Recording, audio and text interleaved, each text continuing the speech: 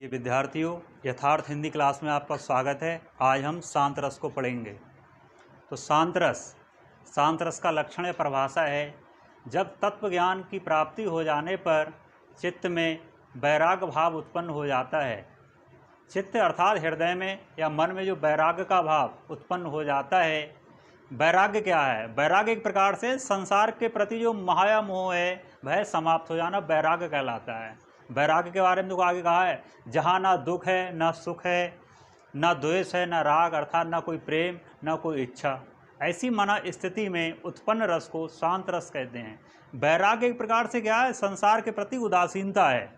उदासीनता कब होती है? जब संसार के प्रति मोह माया सब समाप्त हो जाता है, तो ऐसी स्थिति को वैराग्य भाव कहते हैं। तो परिभाषा में स्पष्ट लिखा है कि जब तत्व ज्ञान की प्राप्ति हो जाने पर, अर्थात संसार में सबसे महत्वपूर्ण जो ज्ञान है वह क्या है? तत्व ज्ञान। अर्थात संसार का सार क्या है, संसार का तत्व क्या है, ऐसे ज्ञान की प्राप्ति जब हो जाती है, तो ऐसे ज्ञान की प्राप्ति हो जाने पर चित्त में यानी कि मन में जो वैराग्य का भाव उत्पन्न हो जाता है, जिस स्थिति में ना तो दुख होता है, ना सुख होता है, ना द्वेष होता है, ना राग होता है, ना कोई इच्छा होती है, ऐसी मन की स्थिति में क्या होता है? जो उत्पन्न रस होता है उसे शांत रस कहते हैं। गोस्वामी तुलसीदास का प्रसिद्ध ग्रंथ है विनय पत्र का, उसका प्रसिद्ध पद है ये।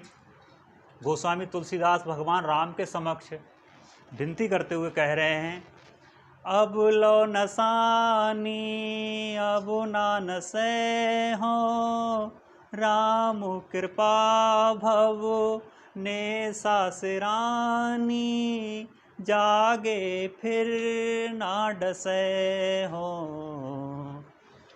तो भगवान राम से विनती करते हुए गोस्वामी तुलसीदास जी कहते हैं कि हे ईश्वर, अब लो, अब तक नसानी नष्ट किया, कि अब तक मैंने अपना जीवन यूं ही व्यर्थ में नष्ट कर दिया, अब ना नशे हो, लेकिन अपने इस जीवन को अब मैं यूं ही नष्ट नहीं करूंगा, नशे हो नष्ट नहीं करूंगा। तो हे ईश्वर, अब लो नसानी, अब तक मैंने अपने जीवन को यूं ही नष्ट कर दिया, अब ना नशे हो, अब इसको व्यर्थ में नष्ट नहीं करूंगा। क्यों?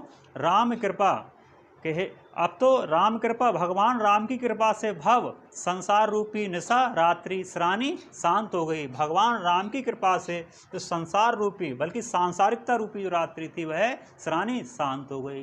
अर्थात भगवान राम की कृपा से संसार रूपी रात्रि क्या हो गई? समाप्त हो गई। जागे, अब मैं जाग गया हूँ, ना डसे हूँ। डसे हूँ का अर्थ यहाँ पर डसना नहीं है, डसे हूँ का अर्थ है फिर से सोने के लिए बिछौना बिछाना, कि जागे, अब मैं जाग गया हूँ, न डसे हो, अब फिर से मैं सोने के लिए बिछौना नहीं बिछाऊंगा। और सीधा सटीक अर्थ क्या हुआ कि राम कृपा भव निशा सेनानी, भगवान राम की कृपा से मेरी सांसारिकता रूपी जो रात्रि थी वह समाप्त हो गई। जागे, अब मैं जाग गया हूँ, अर्थात अब मुझको ज्ञान की प्राप्ति हो गई है। न डसे हो, अब फिर से मैं माया मोह के चक्कर में नहीं पड़ूंगा, या फिर से मैं सोने के लिए बिछौना नहीं बिछाऊंगा। ये अर्थ है। इसका स्पष्टीकरण देखते हैं। स्थायी भाव है निर्वेद, आश्रय गोस्वामी तुलसीदास हो जाएंगे। अब देखिए आलम्बन क्या हुआ कि गोस्वामी तुलसीदास के हृदय में शांत रस की उत्पत्ति कब हुई? आलम्बन क्या होगा? आलम्बन में आएगा आपका शास्त्रों का अनुशीलन अध्ययन।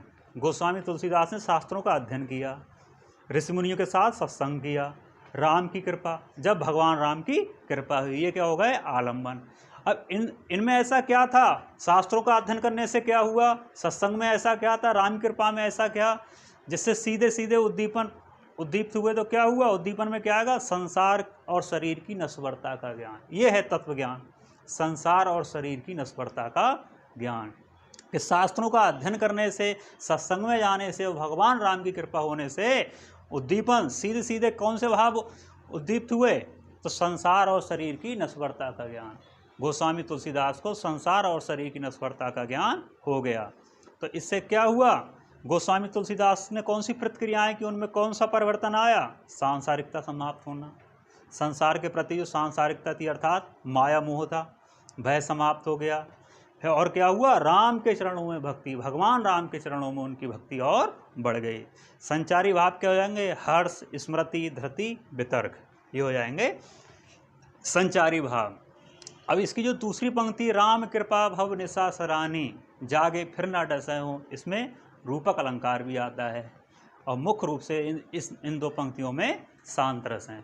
तो इस प्रकार प्रिय विद्यार्थियों, जो कक्षा 9 से 12 तक की हिंदी में जो रस हैं वह सभी रस आज पूर्ण हो गए। अब आगे हमको क्या करना है, कक्षा 12 की हिंदी में जो काव्यखंड है, काव्यखंड के अंतर्गत प्रथम जो लेसन है अयोध्या सिंह उपाध्याय हरिऔध जी। हम अयोध्या सिंह उपाध्याय हरिऔध जी का सबसे पहले जीवन परिचय पढ़ेंगे, फिर उनका जो काव्यखंड है दिया हुआ जिसका नाम है पवन दूत का, उसके एक एक पद की हम क्रम से आगे व्याख्या करेंगे।